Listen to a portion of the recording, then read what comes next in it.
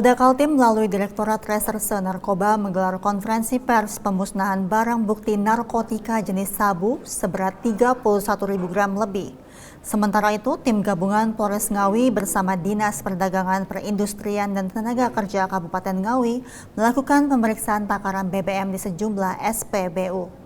Informasi selengkapnya kami rangkum dalam Kilas Presisi. Dan pemirsa, informasi ini sekaligus menutup jumpa kita di Presisi Utama hari ini. Saksikan terus tayangan Polri TV melalui website tvradio.polri.co.id dan YouTube TV Radio Polri serta channel siaran digital terestrial 34 UHF. Saya Mentari Tanzil, terima kasih atas perhatian Anda. Selamat menantikan waktu berbuka puasa bagi Anda yang menjalankan ibadah puasa. Selamat sore dan salam presisi. Polda Kaltim melalui Direktorat Res Narkoba menggelar konferensi pers pemusnahan barang bukti narkotika jenis sabu yang berhasil diungkap seberat 31.824 gram bertempat di ruang rapat Direktorat Reserse Narkoba Polda Kalimantan Timur. Konferensi pers pemusnahan barang bukti narkotika jenis sabu ini dipimpin langsung oleh Kabid Humas Polda Kalimantan Timur Kombes Pol Artanto. Didampingi Kasubdit 1 Ditres Narkoba bersama Kasubdit Penmas Bithumas Polda Kaltim beserta perwakilan dari Pengadilan Negeri Balikpapan dan perwakilan dari Kejaksaan Tinggi Samarinda. Seluruh barang bukti sabu tersebut seberat 32.654 gram disisihkan untuk uji laboratorium BPOM Samarinda dan yang dimusnahkan sebanyak 31.824 gram dengan cara bersama-sama di blender dan dilarutkan ke dalam air. Tim gabungan Polres Ngawi bersama Dinas Perdagangan Perindustrian dan Tenaga Kerja Kabupaten Ngawi melakukan pemeriksaan takaran di setiap mesin pengisian BBM di SPBU di Jalan PB Sudirman. Sidak ini bertujuan untuk memastikan ketersediaan BBM aman sehingga masyarakat tidak dirugikan saat mengisi BBM menjelang Idul Fitri 1445 Hijriah.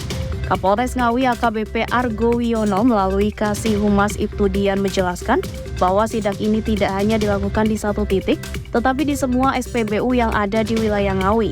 Ibtu Dian menegaskan jika ditemukan adanya mesin pengisian yang melebihi batas toleransi dan apabila ditemukan kecurangan, maka pemilik SPBU dapat dikenakan sanksi tegas dan ditindak sesuai hukum yang berlaku.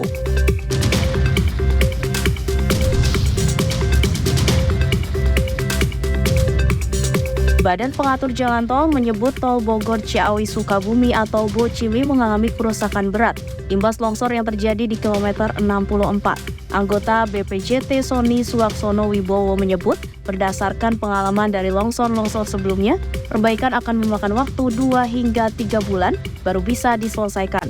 Oleh sebab itu, Sony memastikan ruas jalan yang ambles tidak akan bisa dilintasi saat masa mudik dan balik Lebaran 2024. Jika dipaksakan perbaikan untuk segera bisa dipakai kegiatan mudik dan balik akan terlalu riskan. Sementara Korlantas Polri sebelumnya telah menerapkan sejumlah rekayasa lalu lintas imbas peristiwa longsor di Tol BOCIMI.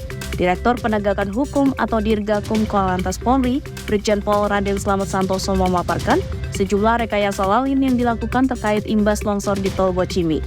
Direktur Penegakan Hukum Dirgakum Korlantas Polri, Brigjen Pol Raden Slamet Santoso memaparkan sejumlah rekayasa lalu lintas dilakukan terkait imbas longsor di Tol BOCIMI. Seperti diketahui sebelumnya longsor terjadi di seksi 2 ruas Cigombong Parung Kuda, tepatnya di kilometer 64 dari arah Jakarta menuju Sukabumi. Akibat insiden ini 3 mobil dikabarkan masuk jurang dan 2 orang mengalami luka ringan.